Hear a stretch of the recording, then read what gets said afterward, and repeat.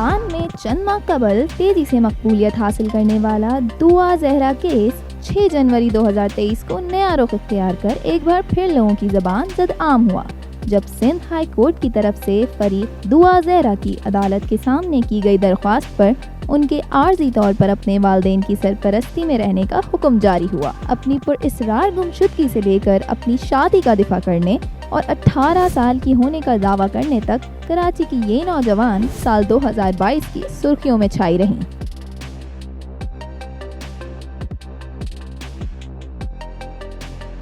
اس case کی شروعات تب ہوئی جب اپنے والد کی بتائی عمر کے مطابق 14 سالہ دعا زہرا کراچی الفلا ٹاؤن سے 16 اپریل 2022 کو لاپتہ ہوئیں اور کچھ دن بعد پولیس کی تفتیش کے دوران دعا زہرا کی لاہور میں ہوئی پسند کی شادی کی خبر ملی، جس پر دعا کے والد مہدی علی کاظمی نے اپنی بیٹی واپس پانے کے لیے میڈیا کا سہارا لیتے ہوئے یہ انکشاف کیا کہ ان کی بیٹی کی عمر صرف 14 سال ہے، ایسے میں اس کے لیے شادی کرنا غیر قانونی ہے۔ ایک نکاح نامہ کی کاپی صرف ٹی وی پہ چل رہی ہے، اس پر فوٹو میری بچی کی ہے، اس پہ ایج 18 لکھی ہوئی ہے۔ میری بچی 4 دن بعد 14 سال کی ہوگی۔ اب یہ بھی نہیں پتا کہ وہ ویسے ہی فیک سٹوری بنائی گئی ہے یا کچھ نہیں۔ اس انکشاف کے فوراً بعد ایک سوشل میڈیا ویڈیو کے ذریعے دعا زہرا نے اس پورے عرصے میں پہلی بار بذات خود آ کر یہ انکشاف کیا کہ ان کا کوئی اغوا نہیں ہوا ہے، بلکہ وہ خود اپنی مرضی سے آئی ہیں۔ ان کے گھر والے ان پر مار پیٹ کرتے تھے اور اب زبردستی ان کی شادی کسی اور سے کروانا چاہتے تھے۔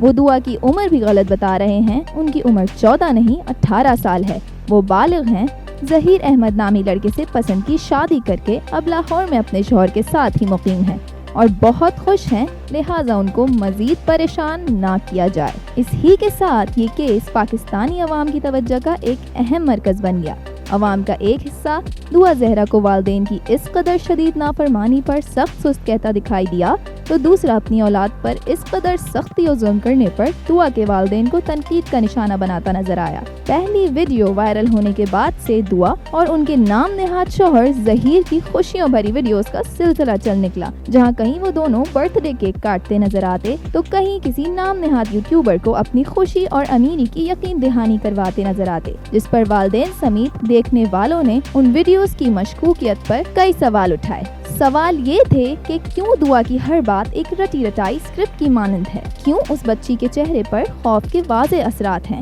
اور آخر کون ہے اصل میں یہ ظہیر احمد؟ پر اس سب شور شرابے اور کورٹ پیشیوں کے اس چوہے بلی کھیل کے بیچ بھی دعا کے والد مہدی علی کاظمی نے کسی بھی موڑ اپنے حوصلے میں کمی نہ آنے دی اور تندہی سے اپنے بیٹی کے لیے لڑتے رہے، اور اس میں ان کا ساتھ دیا ملک کے جانے مانے وکیل جبران ناصر نے۔ 7 مئی 2022 کو child marriage, rape and abduction کے چارجز پہ شروع ہوا یہ کیس اپنے پل پل بدلتے حالات و مواقف کے باعث گزشتہ سال عوام کی دلچسپی کا مرکز رہا اور عوام کے ایک بڑے حصے کو اس کیس کے بارے میں اپنا نظریہ بدلنے پر مجبور کر گیا، جب دعا زہرا کے ٹرائل کے لیے چائلڈ پروٹیکشن بیورو کی تحویل میں دیے جانے کے بعد آخر کار پولیس تفتیش کے نتیجے میں ظہیر احمد سمیت ایک مکمل گینگ واقعی چائلڈ میرج اور اغوا جیسے جرائم میں ملوث پایا گیا۔ نشیب و فراز سے بھرپور اس کیس کی 6 جنوری کی سنوائی میں دعا زہرا کی کورٹ میں کی گئی والدین کے ساتھ جانے کی درخواست مان کر ان کو عارضی طور پر والدین کے حوالے کر دیا گیا، جس پر جہاں والدین کے ساتھ جاتی دعا خوشی سے مسکراتی دکھائی دیں، وہیں ان کے والدین بھی اپنی بیٹی کو بالآخر واپس پا کر عدالت کا شکریہ ادا کرتے نظر آئے۔ اب دیکھنا یہ ہے کہ کیا یہ کیس یہاں اپنے اصل انجام پر پہنچتا ہے یا کوئی مزید نیا پہلو